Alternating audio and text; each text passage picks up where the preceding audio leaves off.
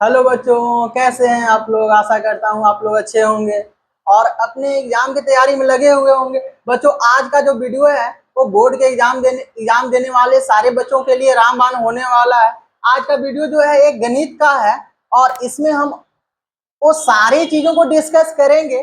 तो कोई बच्चा आखिर 2 महीना में 3 महीना में बहुत कम समय में सर्टेन टाइम में वो अगर गणित को रिवाइज करना चाहता है या पढ़ना चाहता है और पढ़कर 100/100 लाना यानी फुल नंबर लाना चाहता है, तो उन लोगों के लिए ये बहुत ही ज्यादा इंपॉर्टेंट होने वाला है।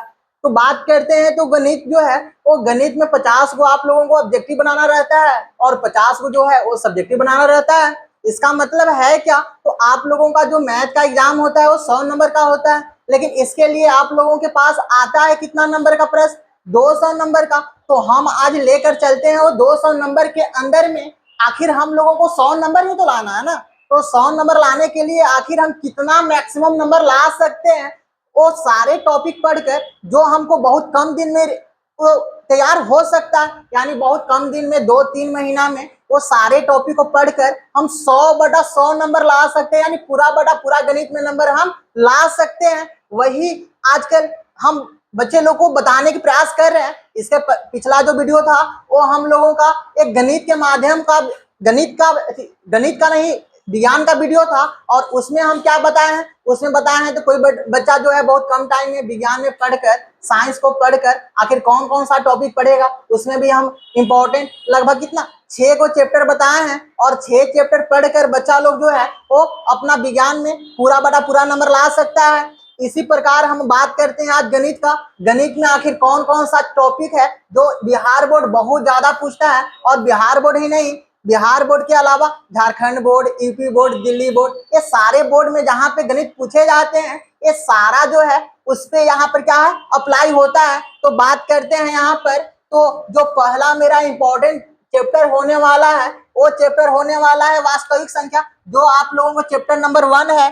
चैप्टर नंबर 1 जो है ये वास्तविक संख्या है। यहाँ से आप लोगों को प्रश्न बनता है 10 से 12 नंबर, यानी अगर कोई बच्चा पहला चैप्टर पढ़ लिया है वास्तविक संख्या, हम ऐसे भी अपना यूट्यूब पर अपना जो चैनल है मेरा, उस चैनल पर वास्तविक संख्या को 3 वीडियो में लगभग आधा घंटा में वीडियो है, लगभग 1.5 घंटा में वास्तविक संख्या के सारे टॉपिक, सारे प्रश्न वहां पर सोल्व कराए हैं। आप लोग जाकर वहां पर 1.5 घंटा में पहला चैप्टर जो है वास्तविक संख्या, वहां पे आप 10 से 12 नंबर आप वहां पर फिक्स कर सकते हैं। उसके बाद द्विघात समीकरण है, द्विघात समीकरण से भी 10-12 नंबर।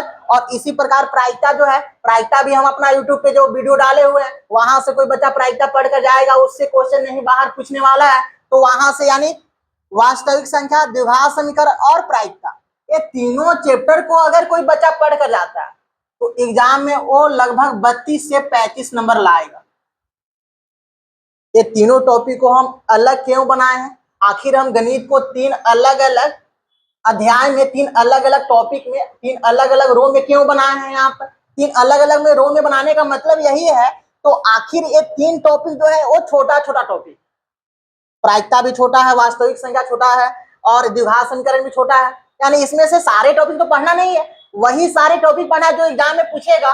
तो अगर कोई बच्चा चाहेगा तो 10 दिन में ये 3 चैप्टर को अपना क्लियर कर सकता है, रिवाइज कर सकता है, पढ़ सकता है और वहां से वो 35 नंबर 32 नंबर वो ला सकता है। इसके बाद बात करते हैं हम यहाँ से समांतर श्रेणी और निर्देशांक ज्यामिति। ये 2 चैप्टर ऐसा है, तो केवल 2 चैप्टर जो है वो 25 से 30 नंबर का पूछता है। इसका मतलब समांतर श्रेणी भी छोटा चैप्टर और निर्देशांक ज्यामिति भी, इसमें भी 2-3 एक्सरसाइज है, लेकिन सारा जैसे इसमें मान लेते हैं समांतर श्रेणी में क्या प्रश्न पूछता है तो 10वां पद निकालिए, 12वां पद निकालिए, ऐसे से जुड़ा हुआ यानी पदों का योगफल से जुड़ा हुआ प्रश्न पूछता है। वहां पर दूसरा पद इतना है, 10वां पद इतना है तो 8वां पद ज्ञात कीजिए, ऐसे ऐसे प्रश्न वहां पे पूछता है। तो ये क्या है, समांतर श्रेणी के अंदर में चैप्टर नंबर जो 5 है वहां से प्रश्न पूछते हैं, लगभग 10 से 15 नंबर वहां से आता है। निर्देशांक ज्यामिति जो है वहां से कोई बिंदु दे दिया और बिंदु का पूछ देगा कौन सा चतुर्थांश में, 9 क्लास में भी आप लोग पढ़े होंगे। यहाँ पे भी वही चीज है, एक बिंदु दिया हुआ है ए जिसका निर्देशांक दे दिया है, बी दिया है उसका भी निर्देशांक दिया है, दोनों का बीच का दूरी पूछ देगा आपको, तो वहां पे दूरी सूत्र लगाना होगा वहां पर। ऐसे ही त्रिभुज का क्षेत्रफल का सूत्र क्या होता है, यहाँ पे निर्देशांक ज्यामिति में उससे भी प्रश्न पूछता है हर साल। इसका मतलब क्या है, ज्यादा कुछ नहीं, गिने चुने लगभग दोनों चैप्टर की बात करें तो लगभग 4 से 5 टॉपिक पढ़ लेते हैं और मेरा लगभग 25 से 30 नंबर आ जाएगा। लगभग दो टॉपिक 3 टॉपिक समांतर श्रेणी में इंपॉर्टेंट है और लगभग 2-3 टॉपिक क्या निरसान के नीचे पढ़ना है। वो दोनों टॉपिक 3 टॉपिक को अगर क्लियर कर लेते हैं इस दोनों चैप्टर के अंदर में 25 से 30 नंबर हम ला सकते हैं आसानी से पढ़कर। और ये दोनों चैप्टर को पढ़ने के लिए मैक्सिमम दिन कितना चाहिए? इसको कोई बच्चा 10 से 12 दिन पढ़ेगा, ये तीनों चैप्टर को पढ़ लेगा। यहाँ से जो है दोनों चैप्टर को पढ़ने के लिए मैक्सिमम अगर बोलते हैं तो मैक्सिमम बच्चे लोग के पास 10 दिन चाहिए। 10 दिन में कोई एवरेज बच्चा भी होगा वो दोनों चैप्टर को बढ़िया से रिवीजन कर लेगा, प्रैक्टिस कर लेगा, रिवाइज कर लेगा। तो 10 दिन यहाँ पर, 10 दिन यहाँ पर, 15 दिन मान लेते हैं तीनों चैप्टर को पढ़ने में। 15, 10, 25 मान लेते हैं 1 महीना के अंदर में पढ़ लेता है कोई बच्चा ये 5 चैप्टर। और यहाँ से नंबर कितना लाएगा? यहाँ से अगर मान लेते हैं 30 नंबर और 30 नंबर 60, ये दोनों ये 5 चैप्टर पढ़कर 60+ नंबर ला सकता है कोई बच्चा। और बाद में हम एक अलग कॉलम में बताए हैं आप लोगों को 2 चैप्टर के बारे में। एक चैप्टर इतना ज्यादा इंपॉर्टेंट है, इतना ज्यादा इंपॉर्टेंट है, तो कोई बच्चा अगर इस चैप्टर को छोड़कर जाता है इसका मतलब उसका गणित का जो है वो आधा नंबर छूट जाएगा। इसका मतलब है क्या? त्रिकोणमिति और सांख्यिकी। सांख्यिकी जो है वो चैप्टर 14 है, यानी चैप्टर कौन सा? 14। और त्रिकोणमिति में 2 चैप्टर आ जाते हैं, एक त्रिकोणमिति का प्रयोग आ जाता है और एक त्रिकोणमिति आ जाता है। तो त्रिकोणमिति की बात करें तो त्रिकोणमिति और सांख्यिकी ये दोनों मिलकर लगभग 50 नंबर पूछता है, 50 नंबर। इसका मतलब क्या है? ये चैप्टर और सांख्यिकी दोनों कोई बच्चा पढ़ लेता है तो गणित में आधा नंबर ला सकता है। तो इसको पढ़ने के लिए अगर कोई बच्चा कितना भी अगर एवरेज होगा, कितना भी धीरे धीरे अगर रिवाइज करेगा, तो इसको त्रिकोणमिति और सांख्यिकी दोनों को, सांख्यिकी में कम टाइम लगने वाला है, ये छोटा सा चैप्टर है त्रिकोणमिति के कंपैरिजन में। इसे माध्य मालिका बहुलक थोड़ा सा 2-3 गो माध्य निकालने का, माध्यम निकालने का फॉर्मूला है 3 गो, और उसको थोड़ा सा फॉर्मूला पे 2-3 प्रश्न जो है उसको प्रैक्टिस कर लेना है। बाकी सांख्यिकी तो क्लियर हो गया। यहाँ पर जो है बच्चे लोग को थोड़ा सा टाइम लगेगा, देना होगा यहाँ पर। फिर भी हम मान लेते हैं तो कोई बच्चा 15 से 20 दिन में वो क्लियर कर लेगा त्रिकोणमिति चैप्टर, यानी 15-20 दिन मान लेते हैं त्रिकोणमिति को देगा, मान लेते हैं 1 महीना त्रिकोणमिति को रिवाइज करेगा। और सांख्यिकी को अगर मान लेते हैं वो 10 दिन भी देता है, तो 10 दिन और 1 महीना बात करते हैं टोटल। अगर कोई बच्चा के पास, अगर कोई बच्चा 3 मंथ जिसके पास है, तो 3 मंथ में ये 7 चैप्टर को बहुत आसानी से प्रैक्टिस करके, उसके कॉन्सेप्ट को समझकर और ऑब्जेक्टिव क्वेश्चन बनाकर वो पूरे मैथ में पूरा नंबर लाएगा। इसके अलावा अगर कोई बच्चा अगर ये सारे चैप्टर अगर वो क्लियर कर चुका है, फिर भी उसको डर लग रहा है तो शायद मेरा नंबर छूट जाएगा, तो नहीं आएगा, तो उसके लिए बात बता रहे हैं। उसके लिए कुछ इंपॉर्टेंट टॉपिक केवल लाए, चैप्टर नहीं लाए, टॉपिक लाए हैं। और वो टॉपिक अगर पढ़ के जाता है तो जो वहां से subjective question, long answer question बनता है, 5 नंबर वाला क्वेश्चन बनता है, वहां से वो 4 क्वेश्चन बना लेगा, यानी 5 चौका 20 नंबर वहां से ला सकता है। वो बोनस उसका रहेगा। वो क्या है? त्रिभुज जो चैप्टर है, त्रिभुज चैप्टर में उसमें क्या है? कुछ उसमें प्रमेय है, कुछ उसमें थ्योरम है, जैसे थेल्स प्रमेय, पाइथागोरस प्रमेय। तो थेल्स थ्योरम और पाइथागोरस थ्योरम को कोई बच्चा याद कर लेता है, उसको सिद्ध करके चल जाता है, तो वहां से उसका 5 नंबर आ जाएगा, केवल थ्योरम से आएगा। बात करते हैं ग्राफ, तो ग्राफ खींचना तो एक वीडियो हम लाएंगे, वो 15 से 20 मिनट का वीडियो होने वाला है। उसमें ग्राफ आप लोगों को इतना आसानी से हम सिखाने वाले हैं, तो कोई बच्चा उस वीडियो को देखकर जाता है तो ग्राफ उससे कभी छूटेगा नहीं, छूटने वाला। इसका मतलब है क्या? तो वहां से 5 नंबर आएगा ग्राफ से। 5 नंबर आएगा कहां से? त्रिभुज से आएगा। और रचना जो चैप्टर है 11, चैप्टर जो 11 है, वहां से एक रचना आता है, वो आता है कितना नंबर का? 5 नंबर का। तो थोड़ा बहुत त्रिभुज का रचना करने के लिए बताएंगे आप लोगों को, या त्रिभुज का रचना करने के लिए अगर आता है तो आता है, नहीं आता तो उसको छोड़ देना है। और क्या, कभी कभी पूछता है, कभी कभी नहीं पूछता है। लेकिन यहाँ से त्रिकोणमिति में से आता है, जो त्रिकोणमिति यहाँ पे पढ़ रहे हैं। लेकिन यहाँ से जो चैप्टर 9 है, चैप्टर 9,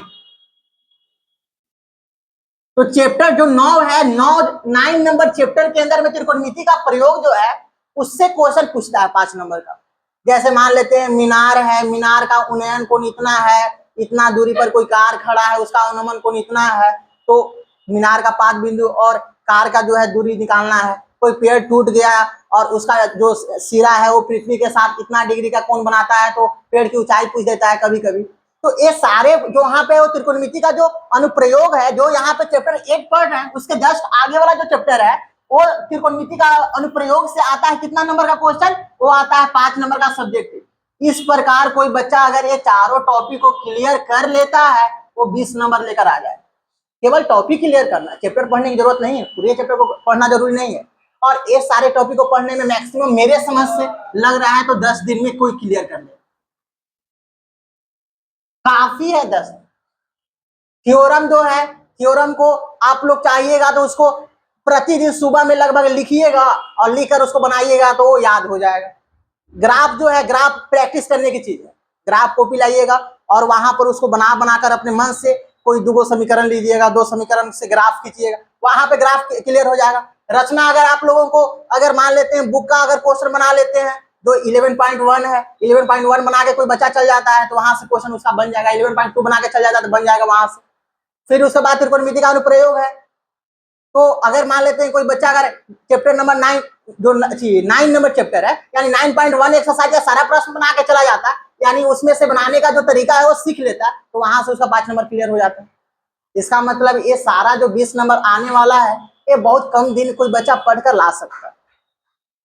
तो ये है उन बच्चों के लिए जिन बच्चों को लगता है तो ये सारे चैप्टर पढ़ने के बाद भी नंबर मेरा नहीं आएगा तो, या अच्छा से तैयारी नहीं हुआ है तो, हम तो बोलते हैं बस इतना पढ़ लो। इतना केवल पढ़ लोगे तो तुमको लोग का मैथ में नंबर कटेगा नहीं, 100/100 आए। लेकिन कोई बच्चा अगर चाहता है तो सर हमको कुछ और ऐसे टॉपिक बताइए जिसको हम पढ़कर अपना फैक्टर ऑफ सेफ्टी के साथ जाए वहां पर, ताकि इन लोग ये सारे प्रश्न अगर नहीं बनेगा तो वहां से वो बना ले। तो उन बच्चों के लिए हम ये सारे 4 टॉपिक आप लोगों को बताएं। मेरा यूट्यूब चैनल पे ऐसे ही आगे भी वीडियो आते रहेंगे जो अलग अलग सब्जेक्ट में कौन कौन सा चैप्टर कोई बच्चे कम समय में रिवीजन करके जाएगा तो वहां पे अच्छा नंबर ला सकता है।